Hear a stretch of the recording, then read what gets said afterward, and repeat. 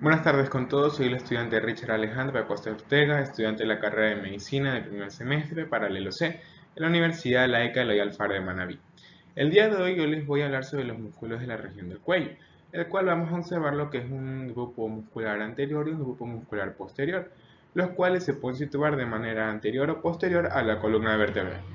En este día yo les voy a exponer sobre los músculos de la región anterior del cuello, el grupo profundo medio, el grupo profundo lateral, los músculos infrayoides y los músculos suprayoides. Siguiendo con el grupo muscular profundo medio, encontramos al músculo largo del cuello, el cual consiste en tres porciones. Una porción longitudinal, la cual tiene su origen de las tres últimas vértebras cervicales y las tres primeras vértebras torácicas. Tiene su inserción final en los cuerpos de la segunda a la cuarta vértebra cervical. Siguiendo tiene su porción oblicua inferolateral, la cual tiene su origen en las tres primeras vértebras torácicas y tiene su inserción final en las apófisis transversas de la quinta a la sexta vértebra cervical. Como su última porción tenemos a la porción oblicua superolateral, la cual se origina de la tercera a la quinta vértebra cervical y tiene su inserción final en los tubérculos anteriores del atlas. Este músculo va a estar inervado por ramas vertebrales de los nervios cervicales de C2 hasta C8 y va a estar vascularizado por ramas de la arteria faríngea ascendente y la arteria vertebral. Siguiendo tenemos al músculo recto anterior de la cabeza, el cual va a estar delimitado con el color morado, el cual se origina en las apófisis transversas del atlas y tiene su inserción final en la apófisis basilar del hueso occipital. Este músculo va a estar inervado por ramas vertebrales de los nervios cervicales de C1 hasta C2 y va a estar vascularizado por ramas de la arteria faringe ascendente y la arteria vertebral. Como último músculo de este grupo encontramos al músculo largo de la cabeza, el cual tiene su origen en los tubérculos anteriores de la tercera a la sexta vértebra cervical y tiene su inserción final en la apófisis basilar del hueso occipital. Este músculo va a estar inervado por ramas vertebrales de los nervios cervicales de C1 hasta C4 y va a estar vascularizado por ramas de la arteria faringe ascendente, tiroide inferior y la arteria vertebral. Siguiendo con el grupo muscular profundo lateral, vamos a encontrar a los músculos escalenos, los cuales se van a encontrar delimitados con la coloración celeste, verde y roja. La celeste es para el escaleno anterior, la verde para el escaleno medio y la roja para el escaleno posterior. El músculo escaleno anterior se origina en los tubérculos anteriores de la tercera a la sexta vértebra cervical y tiene su inserción final en la cara externa de la primera costilla, por medio del tubérculo del escaleno. Siguiendo con el escaleno medio, este tiene su origen en los tubérculos anteriores de la segunda a la séptima vértebra cervical y se inserta en la cara externa de la primera costilla o en ocasiones en la segunda costilla. Y por último el escaleno posterior, el cual tiene su origen en los tubérculos anteriores de la cuarta a la sexta vértebra cervical y tiene su inserción final en la cara externa de la segunda costilla. Estos músculos van a estar inervados por ramos vertebrales los nervios cervicales. El escaleno anterior de C5 a C8, el escaleno medio de C3 a C7 y el escaleno posterior por los cuatro últimos nervios cervicales. Estos músculos van a estar vascularizados por ramas de la arteria tiroide inferior, vertebral y la faringe ascendente. Siguiendo con los músculos intertransversos, como su nombre los indica, se van a encontrar en las apófisis transversas, desde el axis hasta la primera vértebra torácica. Y como último músculo tenemos al recto lateral de la cabeza, el cual se va a encontrar delimitado por el color amarillo. Este músculo se origina en la apófisis transversa del atlas y tiene su inserción final en la apófisis yugular del hueso occipital. Este músculo va a estar inervado por ramas vertebrales de los nervios cervicales de C1 y C2 y va a estar vascularizado por ramas de la arteria occipital, faringe ascendente y la arteria vertebral. Siguiendo con los músculos del cuello, ahora les voy a hablar sobre los músculos infrayoides, los cuales, como su nombre lo indica, los vamos a encontrar por debajo del cuerpo del hueso yoides, y van a ser los siguientes. El músculo esternotiroide, el cual se origina en la cara posterior del manubrio del esternón por delante del músculo esternoyoide. Este músculo se va a insertar en el borde inferior del cuerpo del hueso yoides. Además, va a estar inervado por el asa cervical y va a estar vascularizado por ramas de la arteria tiroidea superior. Siguiendo tenemos al músculo tiroyoide, el cual se origina en el cartílago tiroides y tiene su inserción final en el borde inferior del cuerpo del hueso yoides. Este músculo va a estar inervado por ramos de C1 a través del nervio hipogloso y va a estar vascularizado por ramas de la arteria tiroidea superior. Siguiendo tenemos al músculo esternoyoideo, el cual se origina en la cara posterior del manubrio del esternón y tiene su inserción final en la línea oblicua del cartílago tiroides. Va a estar inervado por el asa cervical y va a estar vascularizado por ramas de la arteria tiroidea superior. Como último músculo vamos a encontrar al músculo omoyoideo, el cual es un músculo digástrico ya que presenta dos vientres, un vientre inferior y un vientre superior. Su vientre inferior tiene su origen en el borde superior de la escápula, a la altura del ligamento transverso superior de la escápula, y se va a insertar en ese tendón intermedio, mientras que su vientre superior se origina de ese tendón intermedio y tiene su inserción final en el borde inferior del cuerpo del hueso yoides. Este músculo va a estar inervado por el asa cervical y va a estar vascularizado por ramas de la arteria tiroidea superior. Siguiendo con los músculos del cuello, vamos a encontrar a los músculos suprayoides. Y además, para concluir mi exposición, les hablaré sobre las acciones realizadas por cada músculo previamente visto. Ahora sí, retomando mi exposición sobre los músculos suprayoides, hay que tener en cuenta que estos músculos, como nos indica, van a estar por encima del hueso yoides y van a ser los siguientes. Tenemos al músculo genioyoideo, que no lo podemos observar en ninguna de estas dos imágenes, pero presenta su origen en las espinas mentonianas inferiores presentes en la mandíbula y tiene su inserción final en el cuerpo del hueso yoides. Este músculo va a estar inervado por ramos de C1 a través del nervio hipogloso y va a estar vascularizado por ramas de la arteria lingual. Siguiendo tenemos al músculo miloyoideo, el cual lo podemos observar de mejor manera en la imagen de la izquierda. Este músculo va a presentar una forma triangular y va a tener su origen en la línea miloyoide de la mandíbula y va a tener su inserción final en el cuerpo del hueso yoides. Este músculo va a estar inervado por el nervio miloyoideo y va a estar vascularizado por ramas de la arteria lingual. Siguiendo tenemos al músculo digástrico, el cual lo podemos observar de mejor manera en la imagen de la derecha. Este músculo, como nos indica su nombre, va a presentar dos vientres, un vientre posterior y un vientre anterior. Su vientre posterior se origina en la ranura digástrica presente en el hueso temporal, mientras que su vientre anterior se origina en la fosa digástrica presente en la mandíbula. Este músculo se inserta en el cuerpo del hueso yoides mediante un tendón intermedio, el cual a su vez se fija al cuerpo del hueso yoides mediante fibras tendinosas. Este músculo va a presentar distinta inervación y distinta vascularización por cada vientre. Su vientre posterior va a estar inervado por el nervio facial y va a estar vascularizado por ramas de la arteria auricular posterior y la arteria occipital, mientras que su vientre anterior va a estar inervado por el nervio miloyoideo y va a estar vascularizado por ramas de la arteria submentoniana. Y como último músculo tenemos al músculo estiloyoideo, el cual tiene su origen en la apófisis estiloides del hueso temporal y tiene su inserción final en el hueso yoides, específicamente en su cuerpo. Este músculo, antes de su final, va a presentar una bifurcación, la cual se la denomina como ojal digástrico, para el paso del tendón intermedio del músculo digástrico. Este músculo va a estar inervado por el nervio facial y va a estar vascularizado por ramas de la arteria facial y occipital.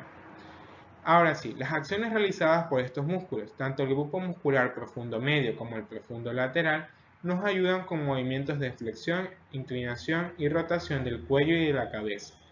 Los músculos suprayoides realizan acciones de elevación del cuerpo del hueso yoides, mientras que los músculos infrayoides realizan la acción de la suspensión del hueso yoides y el descenso del cuerpo del hueso yoides.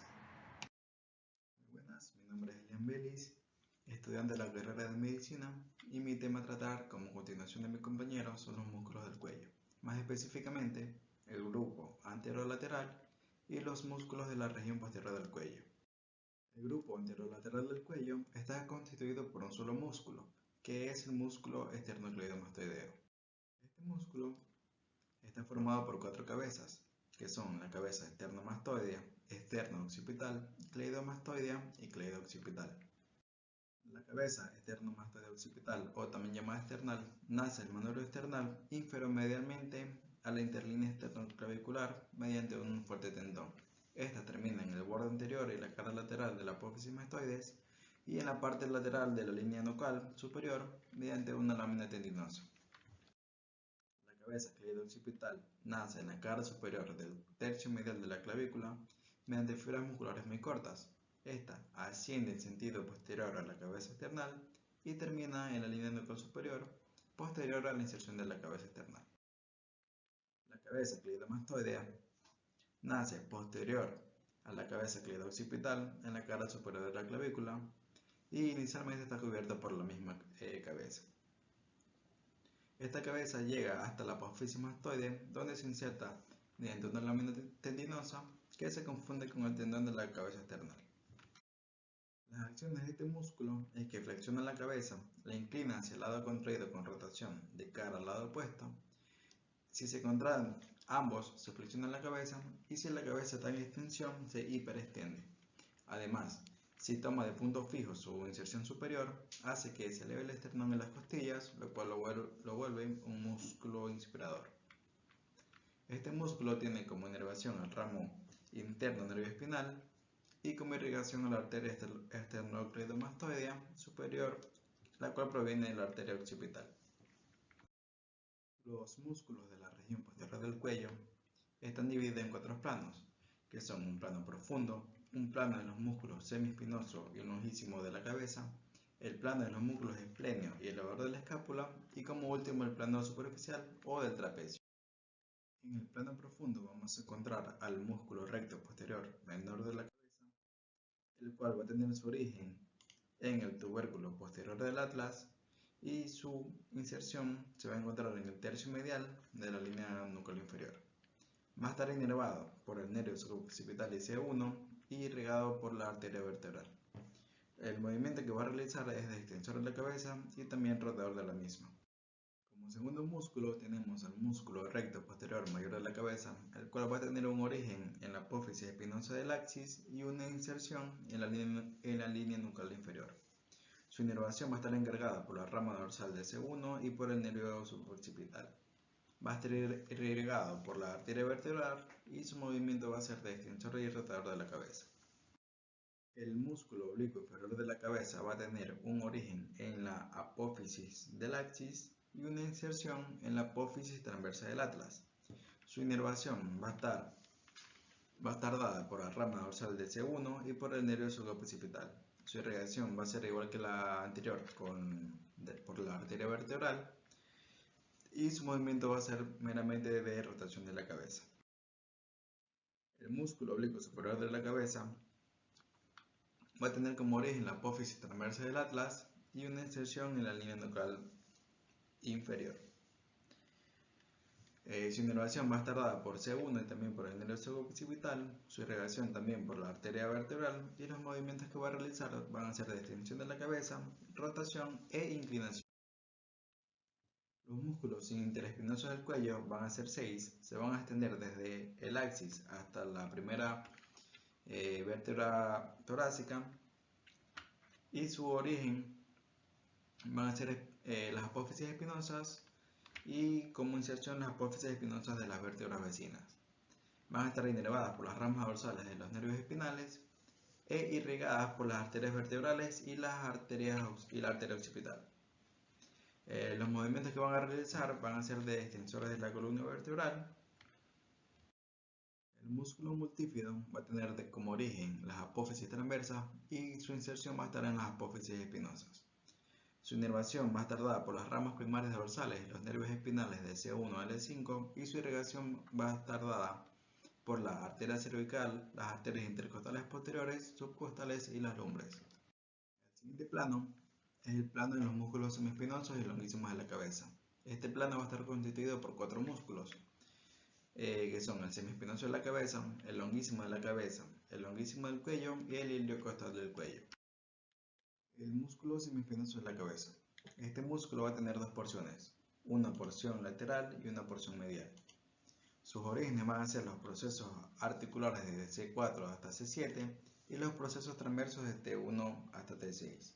Su inserción van a ser las rugosidades entre las líneas nucales que se encuentran lateralmente a la cresta occipital externa. Su inervación va a ser el nervio occipital mayor y los nervios cervicales tercero, cuarto y quinto, mientras que su irrigación va a ser por la arteria occipital profunda y la occipital. Los movimientos que va a realizar son de extensor de la cabeza y también la va a inclinar hacia un lado. El músculo longuísimo de la cabeza. Este músculo va a tener su origen entre la cuarta y la quinta última vértebra cervical. Su inserción se va a dar en la apófisis mastoides. Va a estar inervada por el nervio occipital mayor y el tercero, cuarto y quinto nervio occipital. Su irrigación va a estar a cargo de la arteria cervical profunda y la arteria occipital. Y los movimientos que va a realizar va a ser de extensor de la cabeza. A continuación tenemos el músculo longuísimo del cuello, el cual va a tener como origen las apófisis transversas de las primeras 5 vértebras torácicas y su inserción va a estar en la cara lateral sobre el músculo longuísimo de la cabeza. Su inervación va a estar dada por los ramos posteriores de los nervios raquídeos adyacentes y su irrigación va a corresponder a las arterias intercostales y la arteria vertebral. El movimiento que va a realizar es que va a extender la columna vertebral. El músculo iliocostal del cuello es el último de los huesos de esta capa, de este plano, y va a tener como origen los bordes superiores de las primeras 6 costillas. Su inserción va a estar en los tubérculos posteriores de las 4 o 5 últimas vértebras cervicales y va a estar inervada por las ramas laterales de los nervios espinales cervicales, torácicos y lumbares. Su irrigación va a estar dada por la arteria occipital, la arteria cervical profunda y la arteria vertebral. Y como movimiento va a realizar será que va a extender la columna cervical. El siguiente plano va a constar de dos músculos, como su nombre lo dice, que es el plano de los músculos esplenio y elevador de la escápula. El músculo esplenio. Este músculo va a constar de dos segmentos, que van a ser el músculo esplenio de la cabeza y el músculo esplenio del cuello. El músculo esplenio de la cabeza va a tener su origen en las apófisis espinosas desde C7 hasta T4 y se va a insertar en los 2/3 laterales de la línea nucal y el borde posterior y la cara lateral de la apófisis mastoide. Mientras que el músculo esplenio del cuello va a tener su origen en las apófisis espinosas desde T3 hasta T6. Mientras que su inserción se va a dar en las apófisis transversas del atlas y del axis y también de la tercera vértebra cervical. Su inervación va a estar dada por el nervio cervical y el occipital mayor, mientras que su irrigación por la arteria esplenio, que es rama de la occipital. Su movimiento va a ser extensor y también va a ser un inclinador de la cabeza. El músculo elevador de la escápula. Este músculo va a tener de origen el ángulo superomedial de la escápula, como vemos aquí, y su inserción va a ser los tubérculos posteriores de las 4 o 5 primeras vértebras cervicales. Va a estar inervada por el nervio dorsal de la escápula e irrigada por las arterias cervicales transversas y ascendentes. Los movimientos que va a realizar van a ser tracción del ángulo superior e inclina la columna vertebral. Como último plano tenemos el plano superficial. Este plano superficial está formado únicamente por un músculo, que es el músculo trapecio. El músculo trapecio, como ya sabemos, va a ser el músculo más superficial de todos y por lo tanto va a cubrir al resto. Este músculo tiene su origen en la línea superior C7 a T3 y T3 hasta T12. Las inserciones que va a tener van a ser numerosas, van a ser tanto en la clavícula, en el borde posterior de la espina de la escápula y en el extremo medial de la espina de la escápula. Va a estar inervado por el nervio espinal accesorio onceavo, C3 y C4. Va a estar irrigado por la arteria occipital, la arteria cervical y la arteria dorsal de la escápula. Los movimientos que van a realizar superior y medial eleva el hombro y eleva el hombro también descendiendo la escápula.